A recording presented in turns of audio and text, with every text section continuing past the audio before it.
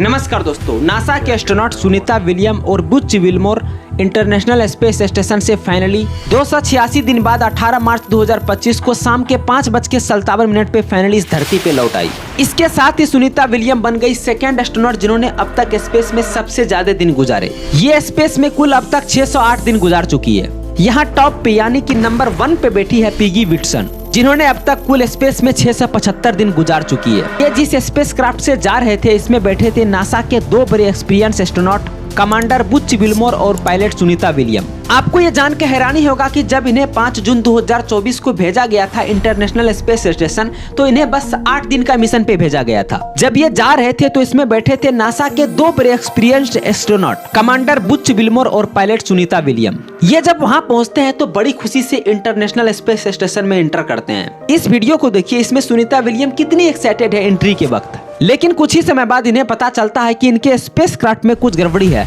अभी तो फिलहाल ये अर्थ पे वापस नहीं लौट सकती। ये तो आए थे बस 8 दिन का मिशन पे, लेकिन अब इन्हें यहाँ लंबे दिनों तक रुकना पड़ेगा। तो आखिर क्या थी समस्या उस स्पेस क्राफ्ट में और आखिर किस मिशन पे ये गए हुए थे इंटरनेशनल स्पेस स्टेशन, और कैसा रहा इनका वहाँ का जीवन का सफर, करेंगे इन सारे बातों के बारे में डिटेल से चर्चा। बने रहिए मेरे साथ। 2 astronauts stranded in space. Sunita Williams stuck in space. And while Boeing Starliner did successfully deliver its 2 astronauts, their mission just got a whole lot longer. What started as an 8-day expedition has turned to a rescue mission. NASA's announced this morning 2 American astronauts will have to wait another 6 months to come home.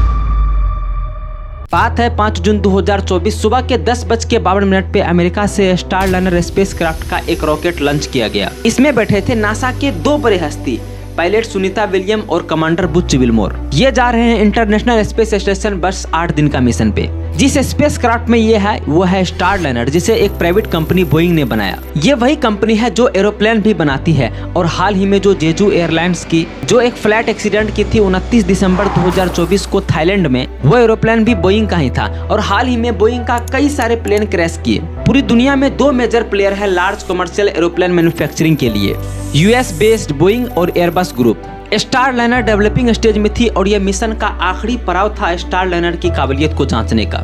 इसीलिए तो इस mission का नाम भी रखा गया था Boeing crew flight test. अगले दिन 6 जून को 1:34 पे स्टारलाइनर का डॉकिंग होता है इंटरनेशनल स्पेस स्टेशन में। अब देखिए, डॉकिंग का सीधा सा मतलब होता है कि जब स्पेस क्राफ्ट फिजिकली कनेक्ट होता है किसी दूसरे स्पेस क्राफ्ट से या इंटरनेशनल स्पेस स्टेशन से, तो ये डॉकिंग सक्सेसफुली होता है। सक्सेसफुली डॉकिंग का मतलब था कि बोइंग दुनिया की दूसरी प्राइवेट कंपनी बन गई थी ह्यूमन ऑर्बिटल स्पेस क्राफ्ट बनाने और ले जाने वाली।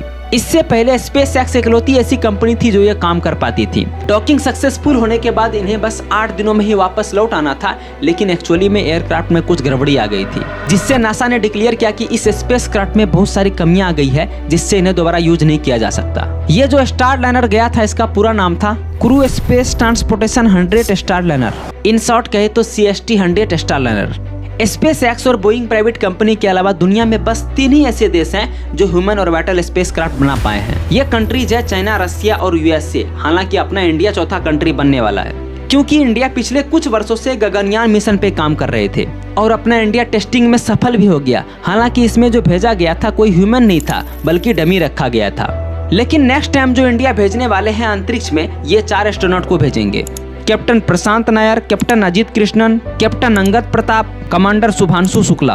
बात करें वापस से नासा पे, तो नासा 2011 में कमर्शियल क्रू प्रोग्राम शुरू किया था। इसके लिए कई सारी कंपनियां बिडिंग भी की थी, लेकिन 2014 में स्पेस एक्स और बोइंग को सिलेक्ट किया गया इस प्रोग्राम के लिए। उस समय बोइंग को $4.2 बिलियन और स्पेस एक्स को $2.6 बिलियन का पुरस्कार दिया गया था। आगे चल करके नवंबर 2020 में स्पेस एक्स क्रू 1 की पहली फ्लाइट उड़ान भरी और स्पेस एक्स अपनी सफलता दिखाई। उस समय पे जो इनका स्पेस क्राफ्ट था वो था क्रू ड्रैगन। कुछ ऐसा ही दिखता था बोइंग का भी स्टारलाइनर। ये जो कैप्सूल होता है, इनके ऊपर वाले हिस्से में एस्ट्रोनॉट बैठे रहते हैं और ये जो स्पेस क्राफ्ट उड़ते हैं वे उड़ते हैं थ्रस्टर की मदद से और मूव करते हैं। यही वो थ्रस्टर है जिसके कारण से ये दोनों एस्ट्रोनॉट वहाँ पर इतने दिनों तक फंसे रहे। तो देखिए, ये एस्ट्रोनॉट भले ही 5 जून 2024 को मिशन पे निकले थे, लेकिन ये जो स्टारलाइनर थी इसकी पहली उड़ान की डेट रखी गई थी 6 मई 2024। लेकिन इस डेट को रोक दिया जाता है फॉल्टी ऑक्सीजन वाल्व के चलते। फिर 1 जून 2024 को दोबारा अटेम्प्ट किया जाता है, लेकिन लॉन्च से कुछ मिनट पहले ही इसे दोबारा से कैंसिल कर दिया जाता है। क्योंकि कंप्यूटर ग्राउंड लॉन्च सीक्वेंसर ठीक से लोड नहीं ले रहा था। बैकअप डेट 2 जून को रखा जाता है, लेकिन इस डेट को भी कैंसिल करना पड़ता है। इसी दिन नासा और बोइंग ने ऑफिशियली कहा था कि नेक्स्ट लॉन्च डेट 5 जून 2024 को होगा। फिर जब 5 जून 2024 का डेट आया तो उस लॉन्च से पहले भी नासा और बोइंग का इंजीनियर हीलियम लीक को मैनेज करने में लगे हुए थे 8 मेन फोल्डों में से। हालांकि लॉन्च के कुछ घंटे बाद ही 2 और लीक का पता चला। तो देखिए, हीलियम वो मेन गैस है जिसके वजह से प्रोपल्शन सिस्टम चलता है और इससे फायर होता है स्पेसक्राफ्ट का थ्रस्टर। नासा और बोइंग के इंजीनियर ने लॉन्च से पहले ही कहा कि हीलियम लीक हो गई और संभवतः डिफेक्टिव किट को चेंज करने से इस प्रॉब्लम को दूर किया जा सकता है। लेकिन बोइंग ने ऐसा न करने का ऑप्शन चुना क्योंकि इससे लॉन्च में कई सप्ताह की देरी हो जाती। साथ ही साथ उन्होंने कहा कि यह मैनेजेबल इशू है, इसे मैनेज किया जा सकता है। इसके साथ ही स्पेसक्राफ्ट को लॉन्च किया जाता है। Ignition and liftoff of Starliner and Atlas V, carrying 2 American heroes. Drawn the line to the stars for all of us. जब स्टारलाइनर सक्सेसफुली डॉक कर लेता है तो 4 और हीलियम लीक देखा गया। हालांकि स्टारलाइनर की डकी में भी काफी प्रॉब्लम आई थी। पता चलता है कि इनमें जो 28 थ्रस्टर लगाए गए थे उनमें से 5 थ्रस्टर तो काम ही नहीं कर रहे हैं। फिर थ्रस्टर को रीसेट किया गया और फायर किया गया। 5 में से 4 थ्रस्टर ऑनलाइन आ गए। इसके बाद नासा डॉकिंग करने की अनुमति दी और फिर स्टारलाइनर ISS से डॉक कर पाता है सक्सेसफुली। 6 जून के बाद नासा और बोइंग ने हॉट फायर टेस्ट कंडक्ट की थ्रस्टर को चेक करने के लिए 7 जून 2024 को नासा के अधिकारियों ने एक प्रेस कॉन्फ्रेंस में कहा कि विलियम और विल्मोर को स्टारलाइनर के अलावा किसी अन्य स्पेसक्राफ्ट से आना पड़ सकता है। 24 अगस्त 2024 को नासा ऑफिशियली कंफर्म करता है कि ये दोनों एस्ट्रोनॉट किसी दूसरे स्पेसक्राफ्ट से 2025 में रिटर्न आएंगे और स्टारलाइनर बिना क्रू का धरती पर रिटर्न आएगा। Bring the Boeing Starliner home uncrewed is a result of a commitment to safety.